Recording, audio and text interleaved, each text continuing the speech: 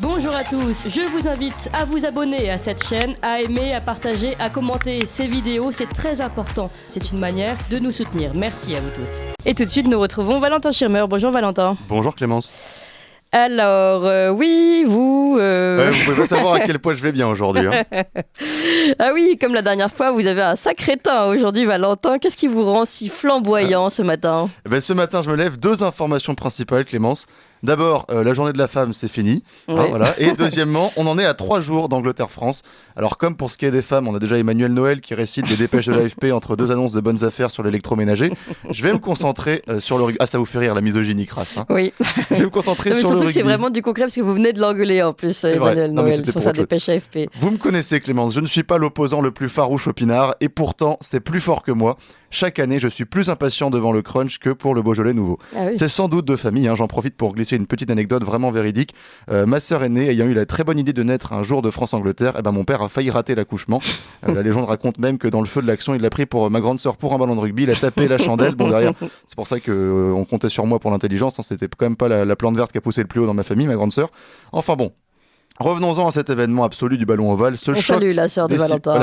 Ce choc des civilisations, cette épreuve du feu sacré, France-Angleterre. Alors pour comprendre un peu pourquoi c'est bien davantage qu'un simple match, il faut remonter un peu en arrière au début du XXe siècle. Le rugby est né donc outre-Manche et c'est à l'époque un sport pratiqué par la noblesse anglaise pour honorer la rigueur, le défi physique, le respect de l'adversaire dans l'affrontement. Rien donc qui inaugure une partie de manivelle, sauf que ces lords protestants bien sages vont avoir la très bonne idée de transmettre ce sport à des paysans catholiques du sud-ouest de la France qui commencent la journée avec une tasse, 1 tiers café, 2 tiers prune, et donc sur un terrain de rugby, ça donne plutôt ça. D'après vous, quelles vont être les consignes pour la seconde période puisque vous êtes réduit quand même à 14 depuis le début du match? Mais là, les consignes, ça va être simple. Il va falloir rentrer avec des tripes énormes. On va préparer les technico-tactiques, là, on va les destroncher, puis voilà. Il y a des matchs où c'est... on est 14, ils sont 15, on va y aller avec une grosse paire, comme on dit. Voilà. Alors je précise qu'il existe un excellent documentaire réalisé par Maxime Wallon qui résume cette rivalité entre les Anglais et les Français, qui est d'ailleurs disponible gratuitement sur YouTube et qui s'intitule « Ses chers ennemis ». Et donc il laisse s'exprimer chaque camp sur son rival. Alors quand un Anglais doit juger le rugby français, ça donne ça d'ailleurs. Les amis français m'ont emmené voir un match à Perpignan, un match de rugby. Et quand je suis arrivé à Perpignan, je pensais voir un nouveau sport, une sorte de mélange entre le rugby et le karaté. Parce qu'on donnait plus de coups de pied aux têtes de l'adversaire qu'au ballon. Et dès qu'il y avait un bon joueur, il fallait absolument l'abattre. Pour moi, c'était très nouveau. Et après, on m'a expliqué que non, c'est le rugby. Voilà, je pense qu'il n'y a pas mieux pour illustrer le flegme anglais, l'humour pince sans rire. Je propose d'enchaîner avec Daniel Herrero qui va nous expliquer son point de vue sur le rugby anglais avant de rendre la parole donc à Stephen Clark. L'anglais, c'est l'ordre, la méthode. La force numéro 1 quand même, c'est la discipline. C'est la discipline. Là-haut, ensemble. L'anglais champion du monde, 2003, discipline. Nous, les Anglais, on pense que le Français il triche quand même. Il n'est pas complètement droit. Il faut faire gaffe. C'est comme il faut pas trop l'inviter chez soi quand on n'est pas là, parce qu'on ne sait pas ce qu'il va faire avec sa femme, même sa fille. Il faut pas absolument pas avoir confiance. Donc les Français sont capables de tricher un peu pour gagner un match. Les Anglais, absolument pas. Ça, c'est hors de question. On serait décapité par la reine, donc on ne le fait pas.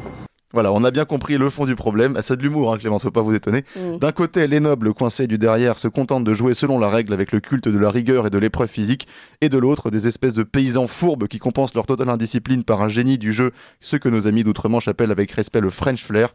Sauf que jusque dans les années 90, pratiquement aucun échange ne se fait entre les deux pays, qui se contentent de traverser la Manche chaque année pour se mettre sur la fif. Alors le tout exacerbé par la presse et par la barrière de la langue. Est-il besoin de rappeler cette humiliation absolue que constitue la scène traditionnelle du capitaine anglais serrant la main aux Français en prononçant ces 2 mots comme 2 pieux plantés dans chaque cœur de coq, good game? Est-il besoin aussi de rappeler cette rivalité du début des années 90, les dernières du rugby amateur, peut-être les plus symboliques de l'histoire, opposant les 2 capitaines qui ont portaient leur identité jusqu'à la caricature, Will Carling côté anglais, Philippe Saint-André chez les Français, l'un flegmatique, physique, provocateur et l'autre génial et romantique. C'est cela aussi l'opposition France-Angleterre, l'absolue rationalité contre le culte du sentiment. Mais tout cela sera résumé mieux que moi par l'implacable bon sens paysan hexagonal. Moi, je me rappelle René Bénézis qui m'avait déclaré, moi je les aime pas, ils se prennent pour le nombril du monde, ils nous toisent, ils sont orgueilleux, sont des cons. Voilà. Pas besoin d'aller plus loin, ce sont des cons, on pourrait presque conclure là-dessus, mais je tiens quand même à ce que cette histoire, comme toutes celles que l'on raconte aux enfants, finisse bien. Alors je vais laisser Philippe Saint-André relater une anecdote qui, au-delà du simple duel entre les deux pays, dit surtout de cet esprit sublime du rugby. Je plante simplement le contexte, nous sommes en 1995, la Coupe du Monde se joue en Afrique du Sud, et la France vient de battre l'Angleterre lors du match pour la 3e place. Will Carling me demande, il me dit où vous faites la fête, et on avait un bar prévu pour ça, et là les Anglais sont venus et on a fait une fête, un truc monstrueux, parce qu'en plus la Coupe du Monde était finie jusqu'à 4-5 heures du matin, les premières lignes faisaient des mêlées avec la première ligne française, avec ils avaient bu 10 tonneaux de bière chacun, ils parlaient pas anglais, les autres parlaient pas français, mais bon ils se comprenaient, ils faisaient des mêlées et tout, et puis bon, une soirée exceptionnelle, et je crois que ça a cassé tout ce, comment ça s'appelle, tous les problèmes qu'on pouvait avoir, ou on haïssait les Anglais, mais on ne savait pas pourquoi, eux aussi nous haïssent. Voilà, que j'aime le rugby, il faut au moins ça pour apprécier les Anglais.